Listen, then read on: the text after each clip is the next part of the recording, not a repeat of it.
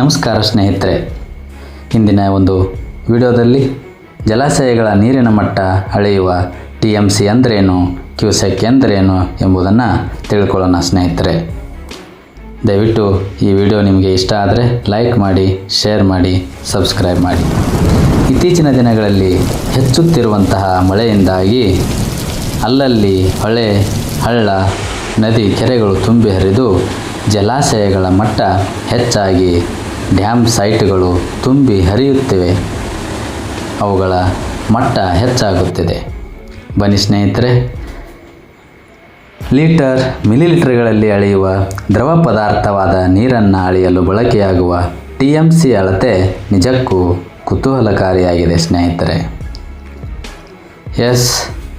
ಯಾವುದೇ ಜಲಾಶಯ ಅಥವಾ ಡ್ಯಾಮ್ನಲ್ಲಿ ಎಷ್ಟು ನೀರಿದೆ ಎಂದು ಕೇಳಿದರೆ ಹೇಳೋದೇ ಈ TMCಗಳಲ್ಲಿ. ಹಾಗಾದರೆ TMC ಅಂದ್ರೇನು, TMC ಅಂದರೆ ಎಷ್ಟು ನೀರು ಅನ್ನೋದನ್ನು ತಿಳ್ಕೊಳ್ಳೋಣ. TMC ಅಂದರೆ 1000 ಮಿಲಿಯನ್ ಕ್ಯೂಬಿಕ್ ಫೀಟ್, ಅಂದರೆ 1000 ಅಡಿ ಉದ್ದ, 1000 ಅಡಿ ಅಗಲ, 1000 ಅಡಿ ಎತ್ತರದಲ್ಲಿ ಎಷ್ಟು ನೀರು ಹಿಡಿಯುತ್ತದೆಯೋ ಅಷ್ಟೊಂದು ವಿಶಾಲವಾದ ನೀರು ಸ್ನೇಹಿತರೆ.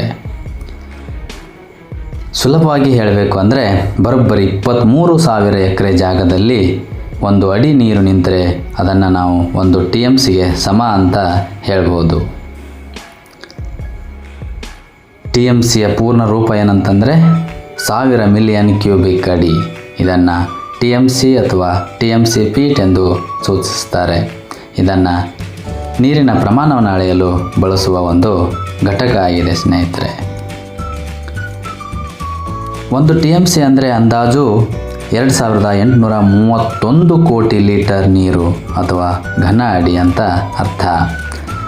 ದೊಡ್ಡ ಜಲಾಶಯಗಳ ಸಾಮರ್ಥ್ಯವನ್ನು ಅಳೆಯಲು TMCಯನ್ನು ಬಳಸಲಾಗ್ತದೆ. ಉದಾಹರಣೆಗೆ ಆಲ್ಮಟ್ಟಿ ಜಲಾಶಯದ ಸಾಮರ್ಥ್ಯ 123.08 TMC.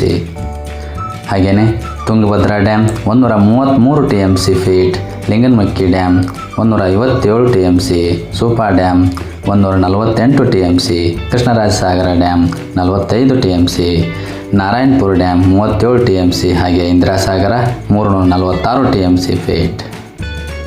ಹಾಗೆಯೇ ಈ TMC ಅಂದರೆ ಕ್ಯೂಸೆಕ್ಗಳಲ್ಲಿ ಎಷ್ಟು ಎಂದು ತಿಳಿದುಕೊಳ್ಳೋಣ ಸ್ನೇಹಿತರೆ. 11,000 ಕ್ಯೂಸೆಕ್ ನೀರು 24 ಗಂಟೆ ಹರಿಸಿದಾಗ 1 TMC ಎಂದು ಹೇಳಲಾಗ್ತದೆ ಸ್ನೇಹಿತರೆ.